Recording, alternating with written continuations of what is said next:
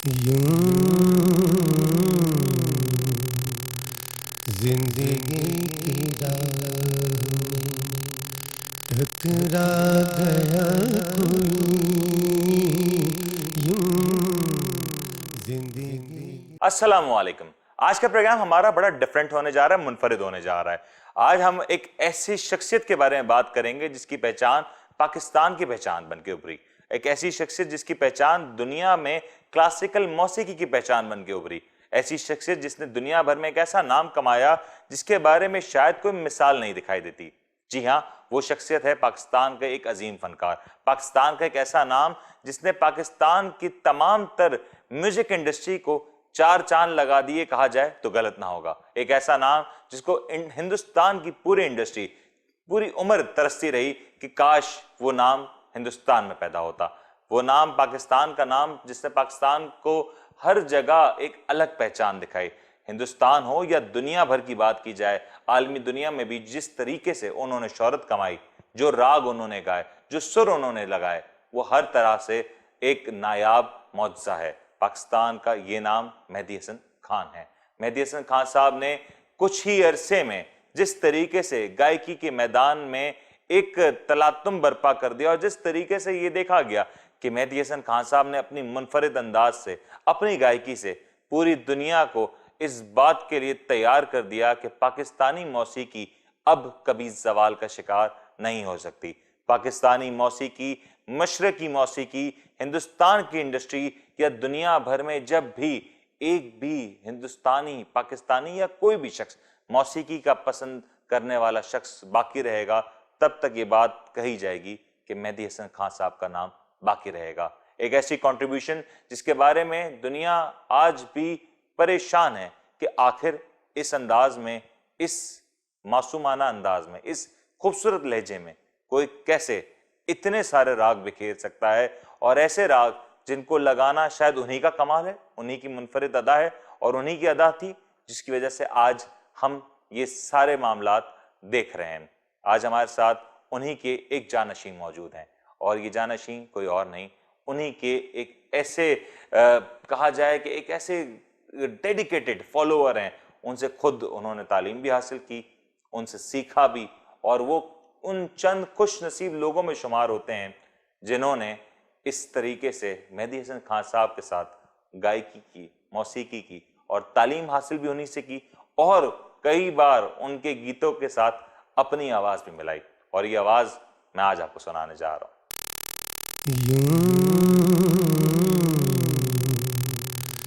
जिंदगी की राह में टकरा गया कोई, यूं जिंदगी की राह में टकरा गया कोई, यूं जिंदगी की राह में एक रोशनी अंधेरों बिखरा गया कोई, यूं जिंदगी की राह में टकरा गया कोई, यूं जिंदगी की राह में। वो हादसा, वो पहली मुलाकात, क्या कहूँ कितनी अजब थे सूरत हालात, क्या कहूँ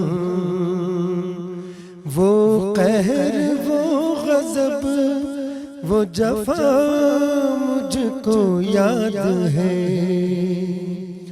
वो उसकी बेरुखी की अदा मुझको याद है।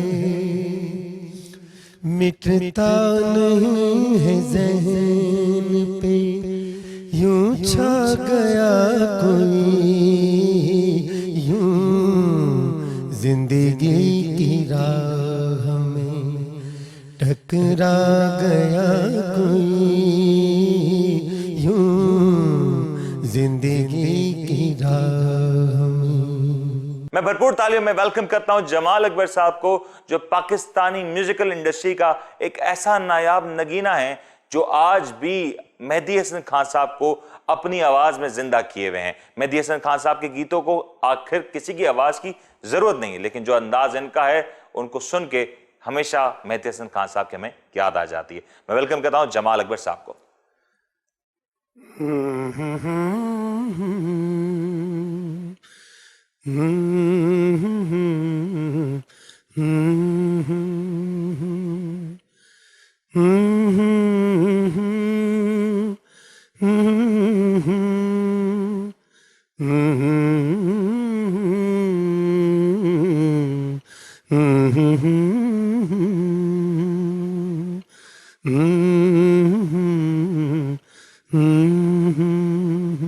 बहुत खूब जमाल साहब, बहुत खूब, माशाल्लाह। Thank you. आपका तो ये अंदाज सुन के, आपकी आवाज सुन के यकीन माने कि खान साहब की हमें याद आ जाती है। और जिस अंदाज में आप आलाप लेते हैं, जिस अंदाज में आप बात करते हैं, वो हूबहू लगता है कि शायद मेहदी हसन खान साहब खुद हमारे सामने मौजूद हैं। वेलकम सर, आपको शो तो मोहब्बत है आपकी, अल्लाह का बड़ा करम है कि जब से मैंने होश संभाला और खान साहब मेहदी हसन को ही मैंने फॉलो किया। उन्हीं के गाने मैं गाता था जब वो रेडियो से प्रोग्राम किया करते थे। और रेडियो की जो गज़लें व काम उस वक्त जो होता था वो एक तरह से वो एक सुनने वाले और सीखने वालों के लिए एक वो सबक था।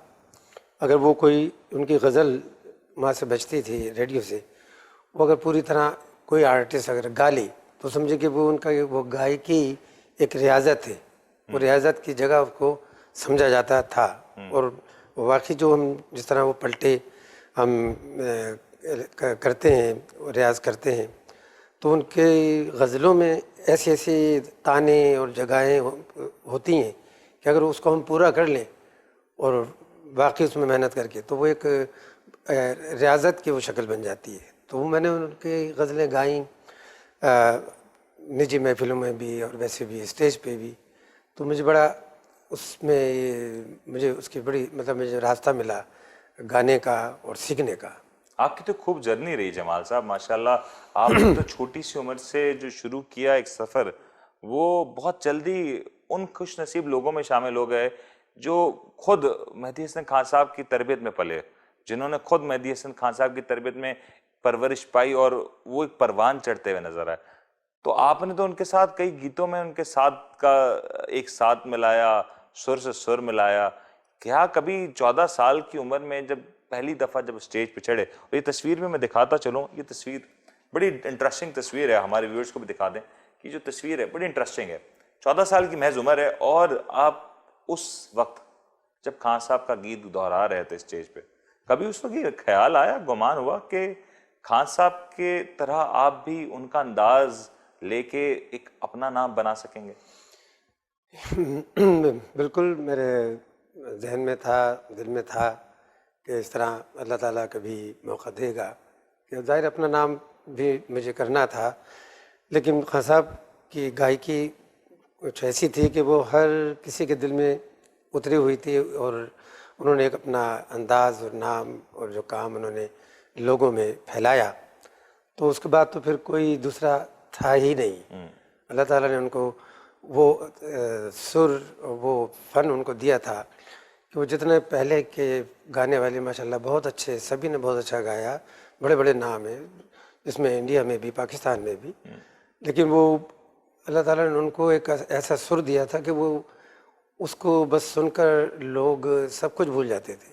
तो मेरी भी बड़ी कोशिश ये थी कि काश कभी खान साहब मेहदी हसन की तरह उन तक तो खैर कोई पहुंच नहीं सकता, लेकिन ये कि हाँ अल्लाह ताला ने मुझे आवाज़ उनकी जैसी दी, तो उस वजह से मुझे कुछ शौक़ भी हुआ और फिर लोगों ने भी हौसला अफजाई की मेरी। और जब फंक्शनों में, प्रोग्रामों में गाता था, हालांकि 14 साल की तस्वीर आपने बताई है, ये 14 साल की उम्र में ही मेरा अल्लाह ताला ने बेस जो कहते हैं जिसको, वो इतना था कि आप ये बताएं कि 14 साल की उम्र का लड़का एक मेहदी हसन खान साहब जैसे फनकार जो उनका खरज और बेस था, तो वो मिलाना बड़ा मुश्किल बहुत मुश्किल था, लेकिन वो कुदरती था अल्लाह के फजल करम से, तो उसमें मैं किसी हद तक मैं कामयाब रहा। आपने मुझे एक वाकया बताया था, मैं चाहूंगा जरा व्यूअर्स के साथ भी शेयर करें। एक वाकया आपने मुझे बताया था कि रेडियो पे जब आपकी गजल लगी तो खान साहब ने कहा कि आवाज बढ़ाओ, क्योंकि शायद उनको ये गुमान हुआ कि उन्हीं की आवाज है, लेकिन फिर बाद में जब पता चला तो वो आवाज आपकी थी। वो क्या वाकया था? वही कि पहला मेरा गीत था वहीं ज़िंदगी के हंसी ख्वाब टूटे, मेरे हमसफ़र तुम जहाँ हमसे छूटे। वहीं जिंदगी के हंसी ख्वाब टूटे, मेरे हम सफर तुम जहाँ हमसे छूटे, वहीं जिंदगी के हंसी ख्वाब टूटे, वहीं जिंदगी के हंसी ख्वाब टूटे, मेरे हम सफर तुम जहाँ हमसे छूटे, वहीं जिंदगी के हंसी ख्वाब टूटे, वहीं जिंदगी के।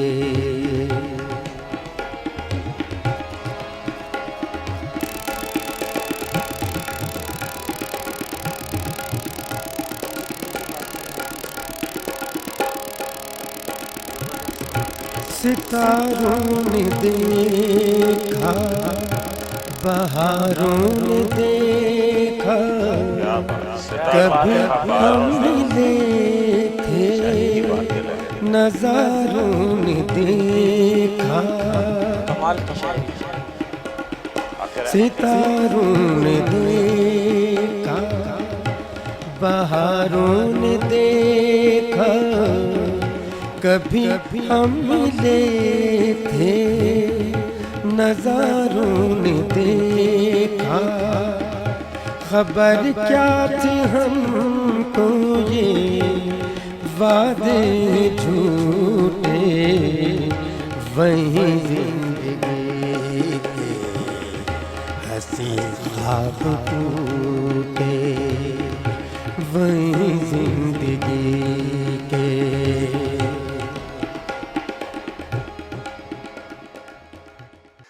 बहुत मशहूर है, सबने बहुत ही पसंद किया उसको। तो वो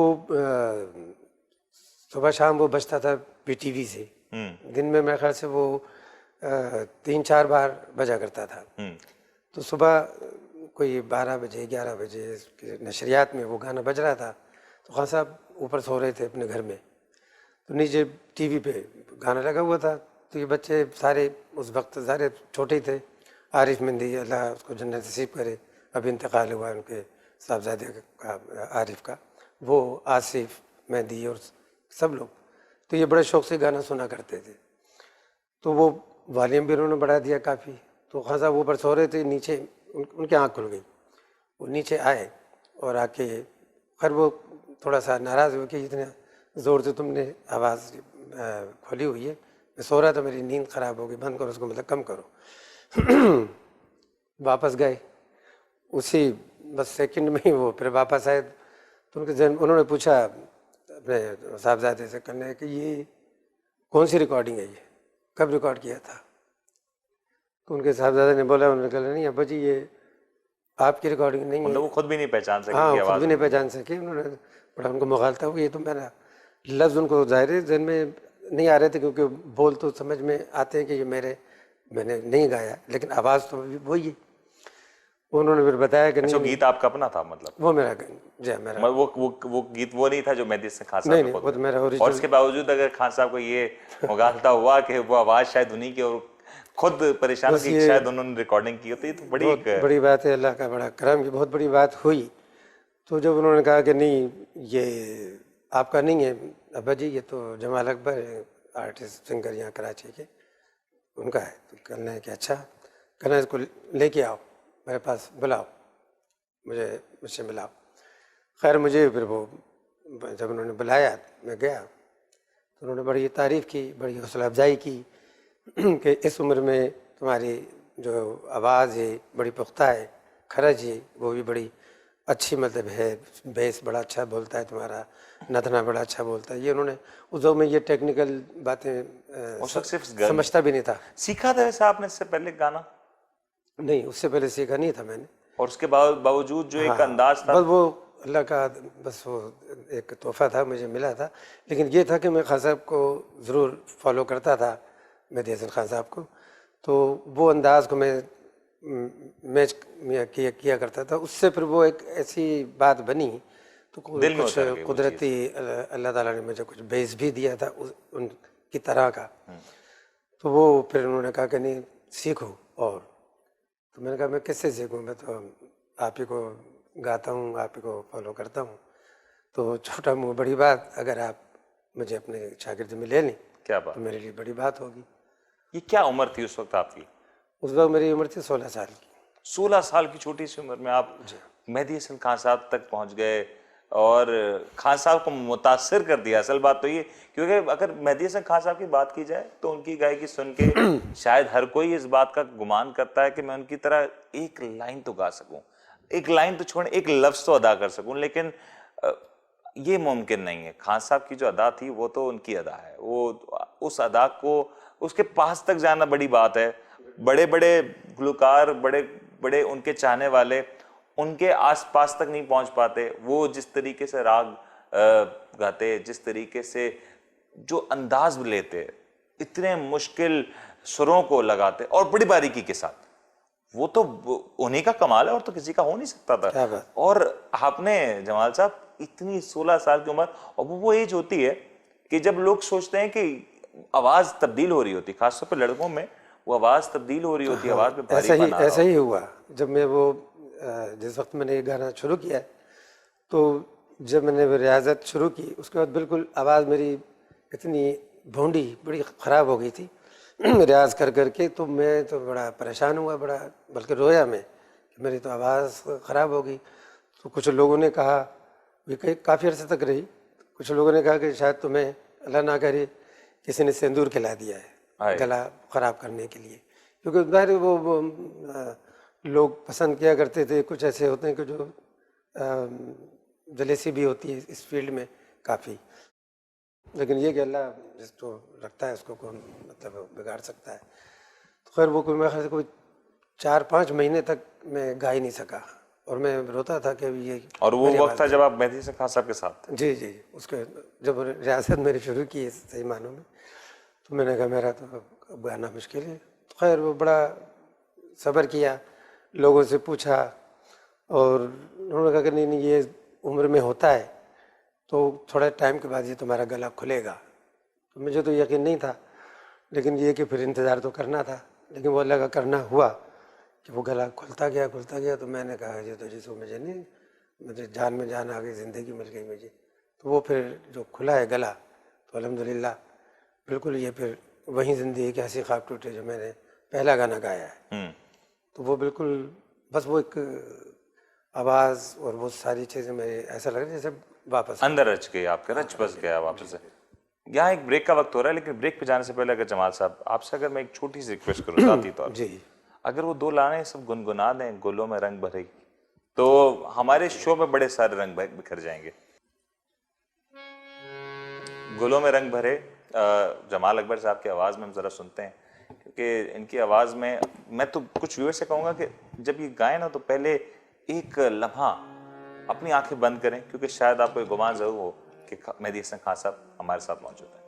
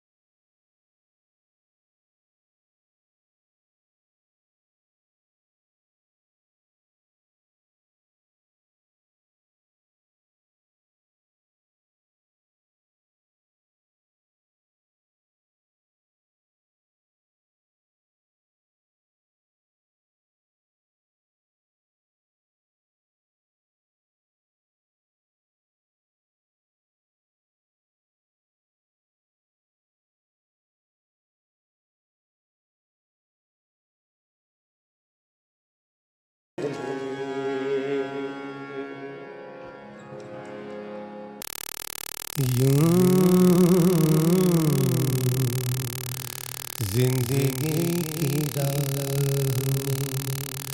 टकरा गया कोई यूं जिंदगी